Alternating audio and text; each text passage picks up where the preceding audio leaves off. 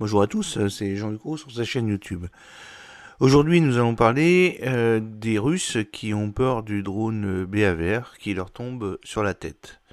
L'actuelle campagne de frappe à répétition de drones en territoire russe démontre les capacités du dernier ajout de l'arsenal des drones ukrainiens, le BAVR. Avec une très longue portée, il a été spécialement conçu pour ses missions suicides qui place Moscou à portée de Kiev désormais. Des drones BAVR ont frappé des avions stationnés sur la base aérienne de Solsy dans la région de Novgorod en Russie. En ce moment en Russie, la nuit appartient aux drones et vous le savez depuis plusieurs mois. Lancés par l'Ukraine, ils ont endommagé ces derniers jours des avions de transport sur un aéroport et ont atteint des cibles dans 6 régions russes, y compris à Moscou. Et depuis le début de la guerre, il n'y avait même jamais eu autant de frappes que dans la nuit du mardi 29 à mercredi 30 août, a constaté la chaîne américaine CNN. Au cœur de cette campagne, il y a donc un nouveau venu, le drone Bobber ou BAVR. La traduction anglaise de ce mot ukrainien signifie castor. Il a été conçu tout spécifiquement pour mener des missions aussi loin que possible derrière les lignes ennemies, en plein cœur de la Russie. Son avantage principal est sa longue portée. Il peut frapper des cibles sur une distance au-delà de 600 km, précise Alexandre Vautravers, spécialiste des questions d'armement et rédacteur en chef de la revue militaire suisse. Alors, je vous ai mis donc un accès direct à la vidéo sur les commentaires.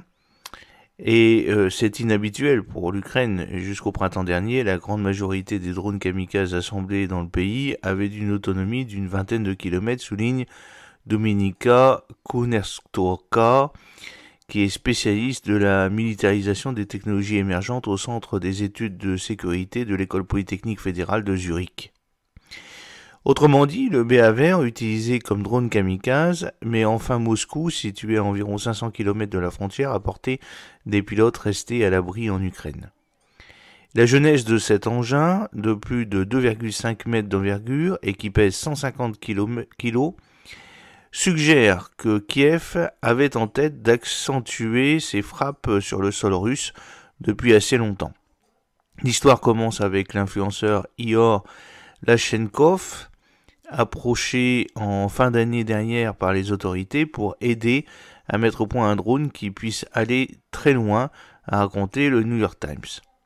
Cette star ukrainienne d'Internet a alors lancé une campagne de financement participatif qui a permis de lever plus d'un demi-million de dollars, donnant ainsi un coup d'accélérateur au projet BAVR. En parallèle, Ukroboroprom, un collectif d'acteurs du complexe militaro-industriel ukrainien, a été chargé d'élaborer l'engin volant.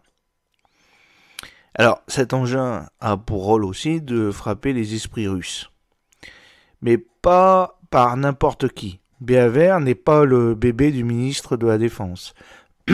Il a été commandé par les services de renseignement, souligne Alexandre Vautravers. C'est donc une arme très particulière créée grâce à l'argent versé par les Ukrainiens à la cagnotte sur Internet et voulu par les espions. Un mélange qui explique, selon Alexandre Vautravers, un résultat plutôt inattendu pour le BAVR. D'habitude, des engins de cette taille sont construits par les militaires pour pouvoir transporter d'importantes charges utiles, mais en l'espèce, les Ukrainiens ont décidé de faire des sacrifices sur cet aspect pour privilégier la quantité de carburant disponible pour le BAVR, ce qui lui assure un très large rayon d'action, explique ce spécialiste. Cet engin transporte donc moins d'explosifs que d'autres drones du même gabarit, mais même s'il en a suffisamment pour endommager des cibles militaires renforcées, assurent les experts interrogés par France 24, il est quand même moins important que pour d'autres drones. Ce choix de conception dit long sur le rôle du BA-Vert. Plutôt que de la destruction, c'est un drone qui sert avant tout à frapper les esprits en Russie en déplaçant le conflit jusqu'au seuil des habitations moscovites.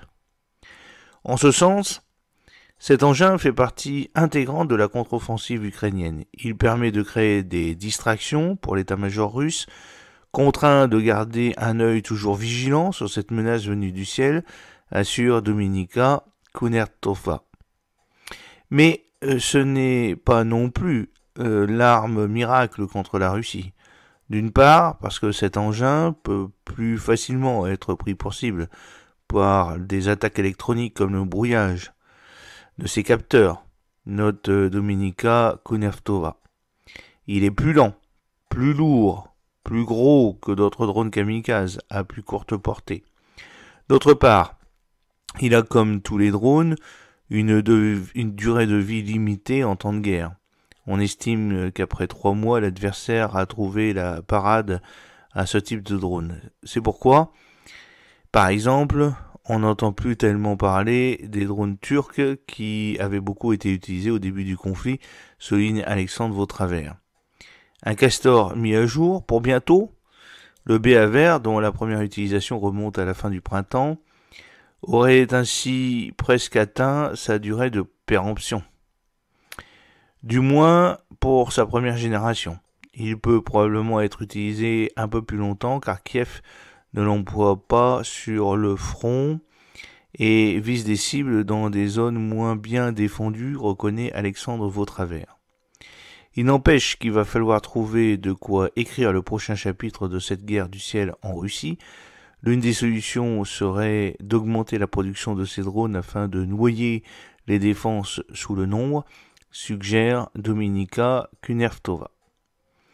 L'autre serait de mettre au point un Castor 2.0 durant un conflit.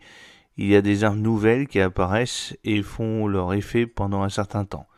Mais il faut rapidement penser à la génération suivante si on veut conserver l'avantage, résume Alexandre Vautravers. Le BA-Vert original ne va peut-être plus servir très longtemps, mais il a déjà marqué le cours de ce conflit. D'abord parce que le cycle de développement entre la conception et la fabrication n'a pris que quelques mois, ce qui est très rapide pour ce genre d'engin, note Dominika Kunertova. Selon cette dernière, c'est la démonstration de ce qu'un pays peut accomplir quand toutes ses composantes, les autorités et les citoyens, grâce à la campagne de financement participatif et l'industrie, se mobilisent pour atteindre un même objectif. Ensuite, le BA-Vert illustre l'avantage du fait maison. Il a été fait sur mesure pour répondre aux besoins de l'armée à ce moment de la guerre, conclut Dominika Kunertova. J'espère que cette petite vidéo vous a plu. N'oubliez pas de cliquer sur le pouce bleu pour la promouvoir, de vous abonner si ce n'est pas encore fait, et de partager cette vidéo sur vos réseaux sociaux. À très bientôt, fidèlement, Jean-Luc Roux.